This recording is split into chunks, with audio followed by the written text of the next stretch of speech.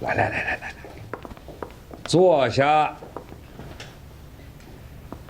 你要想把你爸欠我的债都还清了，你就在这个位置上坐好。步云霞从现在开始就交给你了。这怎么行？这是你说的，我老了，观念跟不上了，以后得听你的。我说的那是市场营销，厂子我可管不了。那就怪你当初没说清楚。那现在说也晚了，我跟厂里的人呢都交代完了。可是，好好做。江湖啊，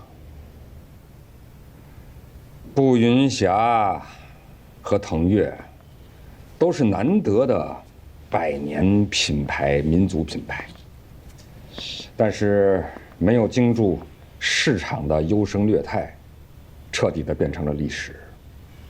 所以，我不想看到步云霞清江救母，也成为上一代人的记忆，博物馆的一张老照片，一件陈列品。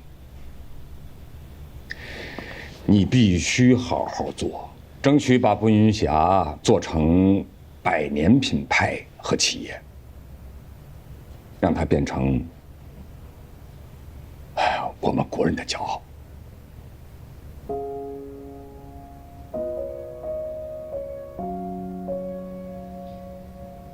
其实这段时间，你也教会我不少东西。我以前在腾越吧，就只顾着怎么用设计、用营销去做产品。但是进了步云霞之后，我才认识到，我们还需要不断的研发，用更好的技术去做更好的鞋，这才是品牌发展的根本。既然知道了，就好好干。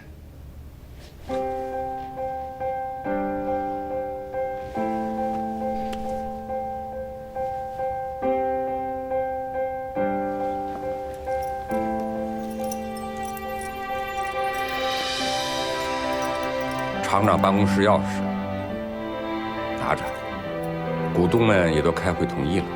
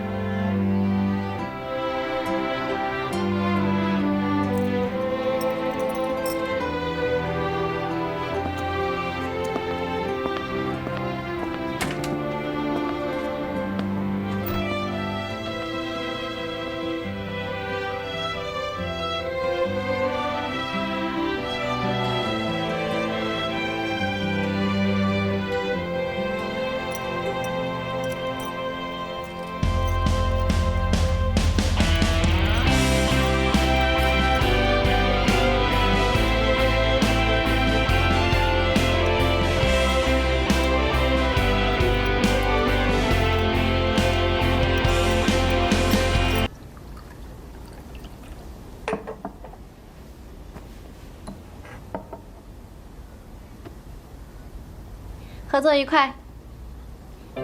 好，你的坑位费和提成，我接受。江小姐比以前好说话了，但是我觉得你没有以前聪明。步云霞的这点钱对于你现在来说，不是最重要。什么才是最重要的？我自己都不知道。维持热度和话题。这3个月以来，你的风格被很多人模仿，而且也很久没有什么新闻了。但是跟你风格区别不大、对你威胁最大的阿南被 TT 重新定位后，成为了素人最好的化妆师，抢走了你不少的人气和粉丝吧。照这样下去，你很快就会跌出 TOP 5喽，不紧张吗？想要坐稳你现在的位置，就要把热度和定位放在金钱之前。只要有了热度和准确的定位，钱自然就来了。而这一点，我可以做。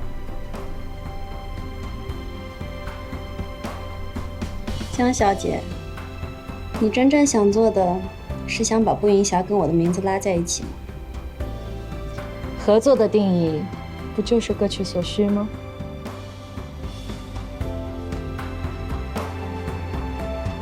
以后步云霞需要带货就来找我，我免你提成。